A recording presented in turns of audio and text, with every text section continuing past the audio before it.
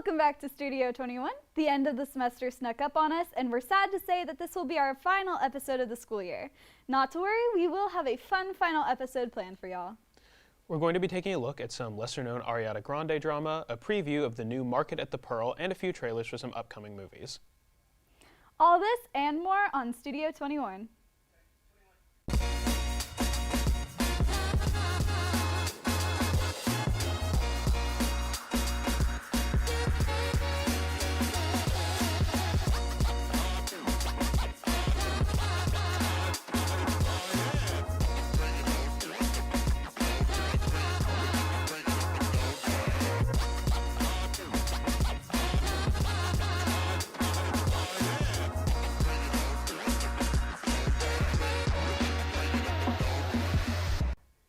Hello everyone, and welcome back to the last Gossip Guru of the semester. I'm Audrey. And I'm Zane. Today we will discuss some older but potentially less well-known drama about Ariana Grande. Is this about her song Yes and that was super popular on TikTok like 2 months ago? Maybe. I did say it was old news. Anyway, the drama began when Ariana Grande was seen without her wedding ring in 2022, which she said was simply being cleaned. However, in 2023, she divorced her then-husband, Dalton Gomez. 3 days later, she is confirmed to be dating Ethan Slater. I really wonder how that conversation with her husband went. I mean, they only dated like 2 years. Me too! Plus, there's the obvious implication that her and Slater were already dating beforehand, or at the very least super close. Apparently on the set of the film adaptation of Wicked, their affair was an open secret, but both deny that they thought of dating each other until after their respective divorces. Anyways, Ethan Slater himself is well known for acting in Broadway shows and reproductions of Shakespeare plays. I have to admit, the SpongeBob musical that he was in was actually about... Seriously? SpongeBob? It sounds awful. Trust me on this. It's actually good. But more interesting is that Slater also had a wife, Lily J, who he actually had a kid with. Jay is kind of angry at Ariana Grande and has said that Ari is not a girl's girl. I also had rumors that Ariana is known for cheating on people and getting other guys to cheat on their partners. Yeah, and that seems pretty accurate. She's dated 11 guys and most of them cheated on their partner with her. But that's all we have for this week. I'm Audrey. And I'm Zane. Thanks for tuning in. Up next, the music video of the last music video of the semester, Shake the Dust Off. A prophet is not honored in his own country, not in his own country, not in his home. A prophet is not honored in his own country, not in his own country. He's got to go, he's got to go.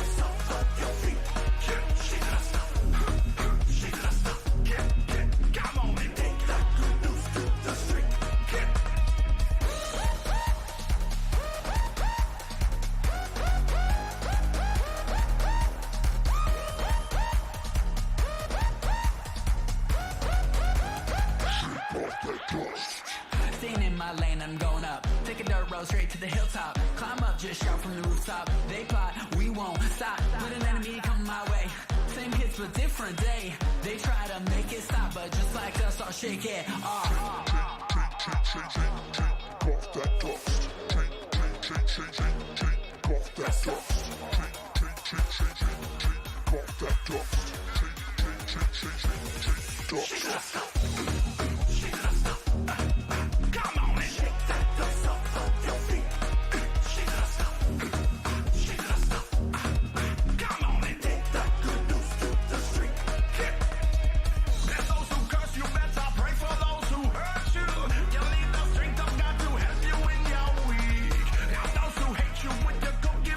Shake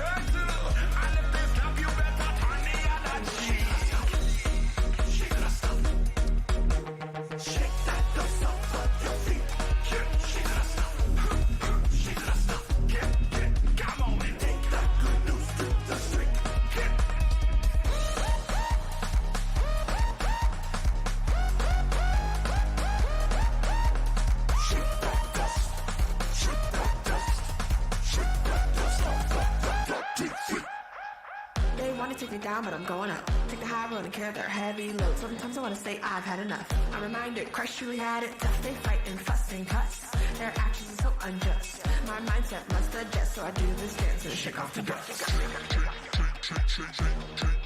that dust. Shake off the dust. Shake off that dust. Shake off the dust. Shake off that dust. Shake off the dust. Shake off the dust.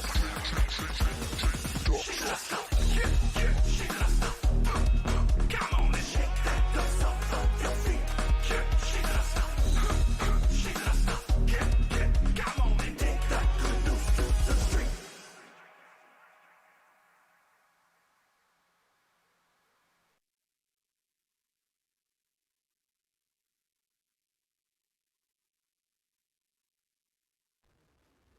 Get ready for a new addition coming to the Pearl soon.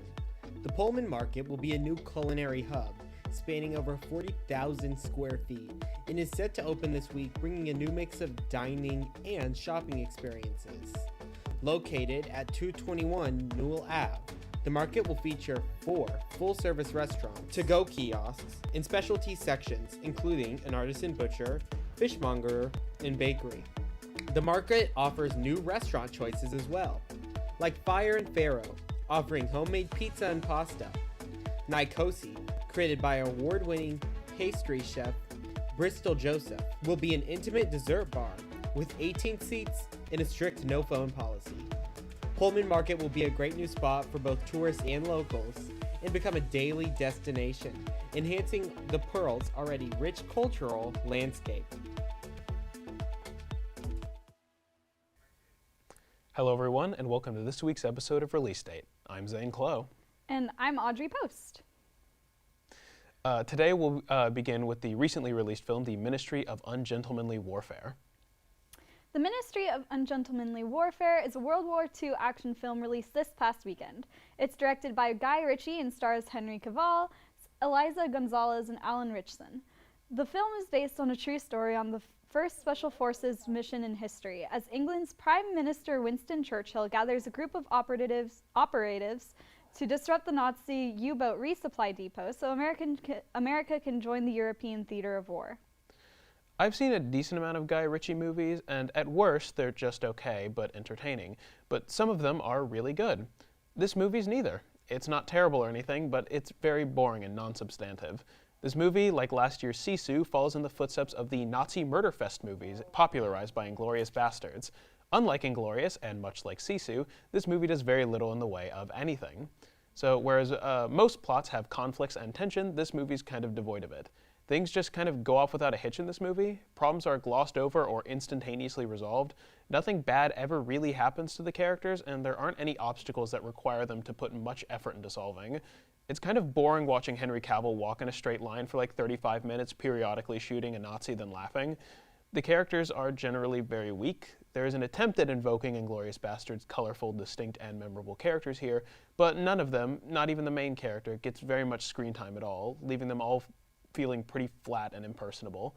The villain here is also weak. Now, while I hate Nazis and love seeing them get killed as much as the next guy, the villain is just a Nazi with nothing else going on. Hans Landa from Inglourious is an incredibly fleshed out villain with great characterization and moments of uniquely evil and cruel actions to make him stand out. This villain is not a Nazi, but worse, as one of the characters puts it. But the worst thing he does is beat a woman off screen. That's obviously not good, but you history buffs out there might be aware that the Nazis were known for doing considerably worse things. The lighting sucks in this movie, particularly at night. The shots are boring, the pacing is slow, there's just not much going on for this movie. Check it out if you want one halfway decent action scene and an otherwise boring ripoff of Inglourious Basterds. Next up, keeping on theme with World War II, Shoah. Shoah is a Holocaust documentary directed by Claude Lanzmann. The documentary follows Lanzmann across 14 countries as he interviews Holocaust survivors, Polish citizens, historians, and even SS members in hiding, all while never using any archive footage. This has been, for years, a movie I've been very intimidated to watch. The whole film clocks in at 9 hours and 26 minutes, making it easily the longest film I've seen.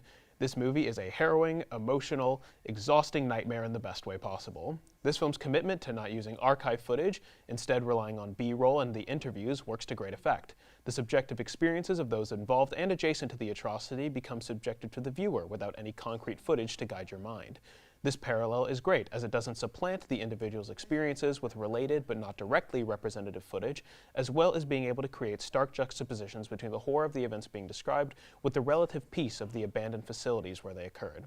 Landsman's interview style is also extremely compelling. It wasn't until about 3 hours in that I began to understand the genius with which he navigates every interaction. With some, he's very aggressive, particularly towards, and rightfully so, the SS members, never conceding any ground to them and pushing very hard on facts and statistics. Others he's gentler with, beginning with apparently unrelated topics and willingly conceding small facts at the comfort of the interviewee, which inevitably leads them to reveal truths contradictory to previous statements of theirs. He's truly a masterful interviewer, and of course the subject matter could not be more serious or important. This is one of the rare movies I've seen that felt like it was important for me to watch and like I was doing something good or worthwhile by bearing witness to these testimonies. This is certainly not an easy watch, both due to the subject matter and runtime, but I cannot urge you enough to watch it. That's all we have for release date. I'm Zane. And I'm Audrey. Thanks for watching, and we hope you enjoy our final segment of the spring 2024 semester.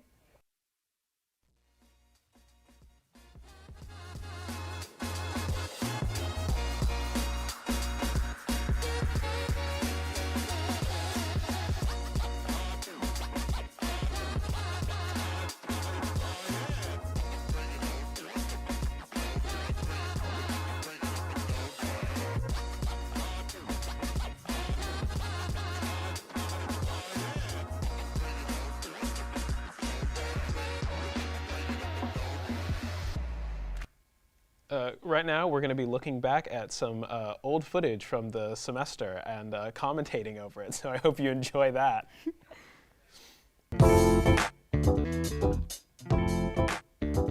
Is this from Chocolate? Okay. So the stuff we do here. I attended Chocolate Fest very briefly, personally. I did not go to Chocolate Fest. But that looks very good.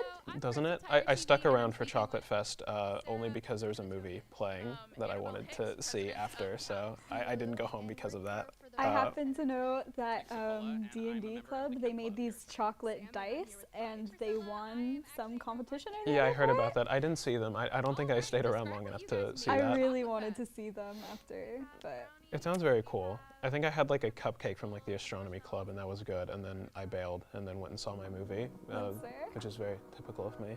All right, we're moving on. Hey everyone, this is it's Kate here today with local friends at Candlelight what's Poorhouse, just a couple of minutes from campus. Candlelight Poorhouse, that's what it says right there. I'm very observant and astute. It's okay. Yeah, it looks like good food. As an infamous non-eater, can't say that I have much input on it, but I imagine that like a lot of people would probably enjoy that food better than I would, so you know. I would go there. I would try it out. You know. It looks very beachy themed. Perfect for summer. I'm just gonna take your word on that. I don't know. That's a very good assumption. Okay, we have a performance now. Dylan Lee's performance. Ooh, okay. She's a recurring performer on this show. Yeah, very I good really every time liked she comes her. on.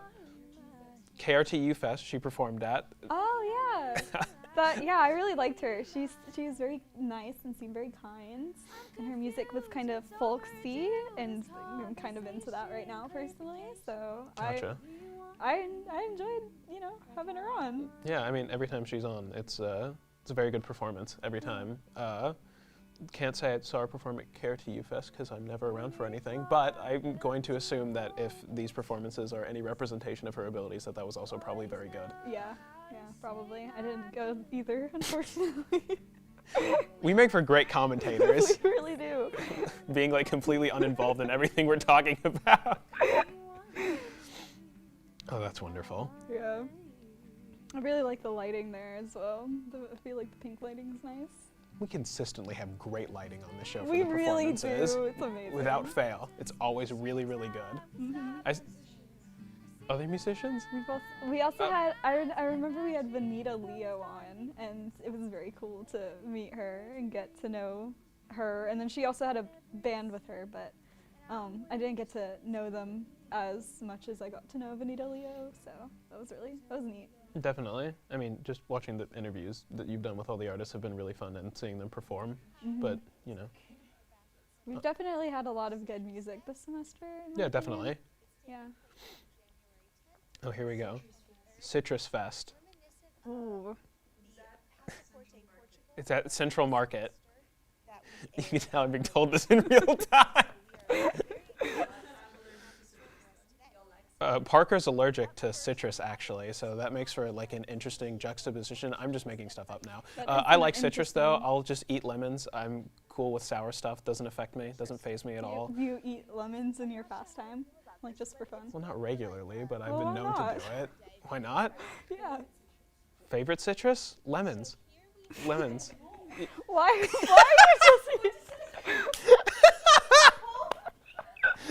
They're the lemons. I like how Why sour are they you are, just and they don't faze me at all, and that's cool. I can just see you like biting into a lemon. Like straight It's- up, it's- skin and peel, everything. You just hum. Yeah. I can't say with certainty, but I'm pretty sure I've done that before. I've done it to a banana before, so I've probably done it to a lemon. Don't think too hard about that. What's your favorite citrus? I've talked enough about lemons. Oh, never mind. We're moving on. You don't get to talk I about have it. a favorite citrus. Fizz drinks. Fizzy. Oh, this was Maddie's package. It looks like Sonic from the exterior. If I'm, Does look like Sonic. maybe it was a Sonic. Maybe I'm being presumptuous in saying that it looks like one. It very well could have been one. I don't know. Oh, there's Monster Energy. That's nice. It's definitely from the space race era, in my opinion.